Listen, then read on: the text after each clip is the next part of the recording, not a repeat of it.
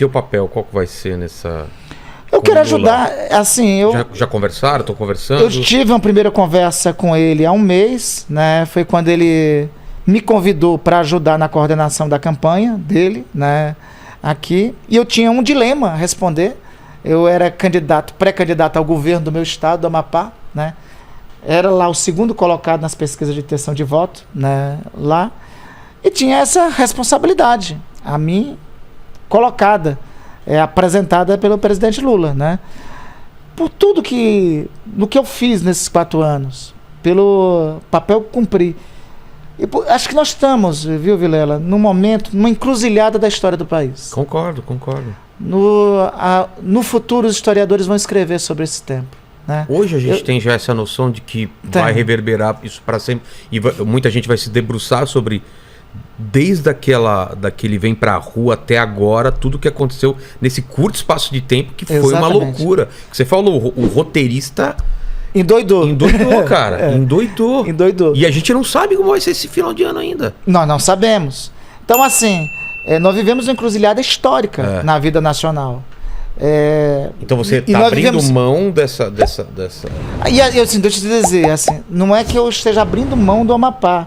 Quem não sonha em governar a sua terra? Sonharia e desejaria muito. Você está postergando isso... Mas eu sei o meu papel na história nesse momento, né? O meu papel na história nesse momento é ajudar os meus compatriotas a superar esse momento, né? Como historiador, eu sei que o sujeito histórico tem um papel a cumprir.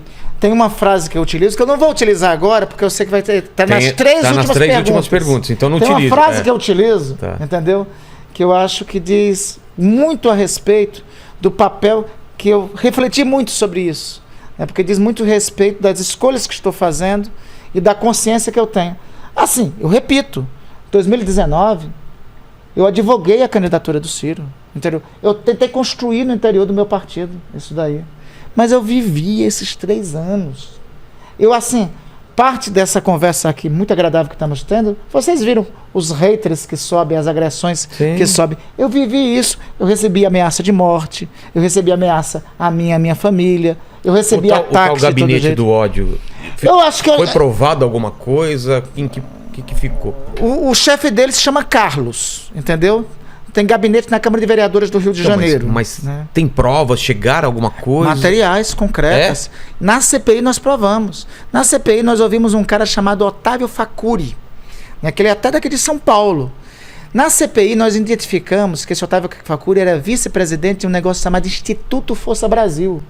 Esse Instituto Força Brasil, ele era dedicado a elaborar fake news contra a vacina, contra os mecanismos de combate à pandemia. Nós temos postagens dele e uma campanha orquestrada com financiamento externo. Tem um inquérito no Supremo... Financiamento externo, recursos que vêm de fora, com apoio, com aporte. O gabinete do ódio funciona no gabinete do presidente da República. Existe isso. Nós temos provas na Comissão Parlamentar de Inquérito da Covid, e nós temos provas no inquérito que tivemos acesso, presidido pelo ministro Alexandre de Moraes, no inquérito dos fake news. E só quem foi vítima desse gabinete sabe, né? Eu tenho... Veja, o Vilela, eu poderia estar numa posição muito cômoda, sabe? Desde que eu assumi o mandato de senador em 2019. Não, Fernando, fica na tua. Não se mete mete em confusão. Não denuncia esses esquemas aí. Mas aí é aquela história. Eu não estaria em paz com a minha consciência se eu não fizesse isso. Eu, quando disse que ia ser oposição ao governo Jair Bolsonaro, eu sabia que ia ser um governo muito ruim. Eu não sabia que ia ser tão trágico quanto ia ser. E eu não sabia que ele ia deixar marcas tão tristes e indeléveis na vida nacional como está deixando. Porque ele vai deixar marcas. O projeto de reconciliação depois, nós não vamos ter que só reconstruir o país ambientalmente, socialmente, democraticamente, economicamente. Institucionalmente, a maior reconstrução que vai ter que ser feita por todos nós é a reconstrução das relações entre as pessoas. Isso que eu ia perguntar. Você é otimista em relação a isso?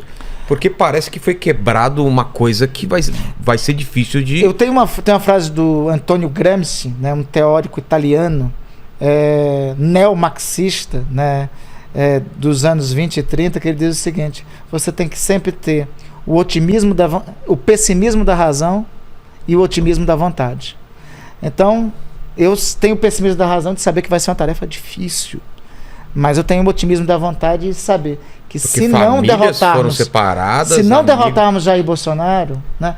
Porque sabe qual é a diferença, Vilela, entre hoje e o passado?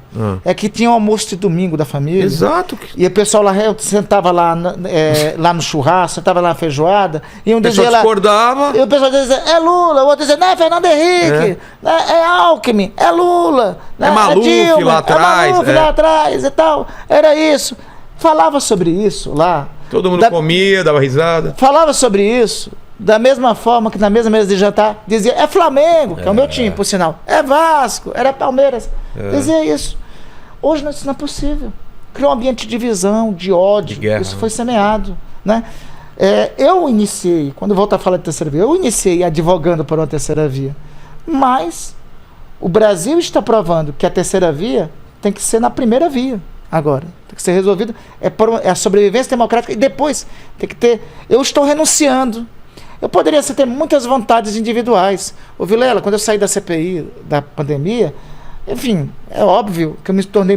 Depois da CPI, as pessoas me conheciam menos antes da CPI da pandemia do que passavam a conhecer depois da CPI da pandemia. As pessoas me conheceram mais depois da CPI da pandemia. Teve alguns amigos, tinha uns amigos meus que disseram: seja candidato a presidente da República. A minha vaidade dizia, pô, bacana, né? Vou estar no debate presidencial e tal.